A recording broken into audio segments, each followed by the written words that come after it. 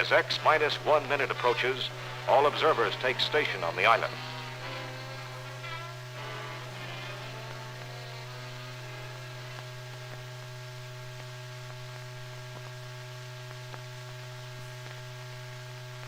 And the firing control station starts the last minute count.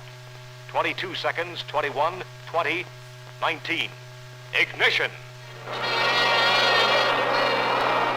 Down supports. Plane looks good.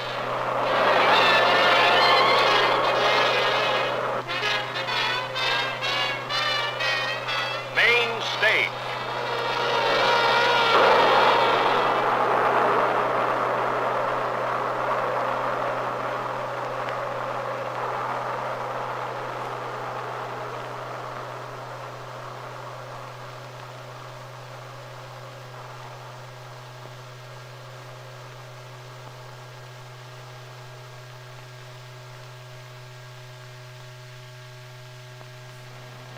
Apparently, the jet flame was unstable, and the direction of jet thrust was not perfectly aligned with the missile axis at takeoff, causing an initial tilt of almost 45 degrees.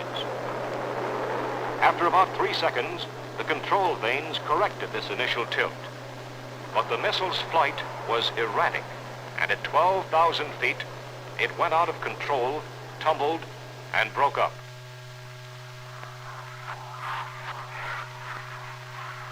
Falling in 3 main parts, it dropped into the sea about 5,700 yards from the Midway.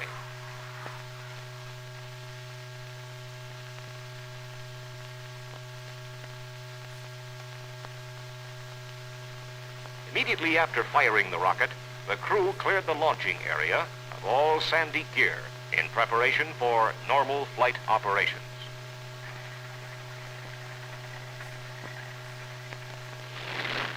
In slightly over an hour, the Midway was again a conventional aircraft carrier with planes rising from her flight deck.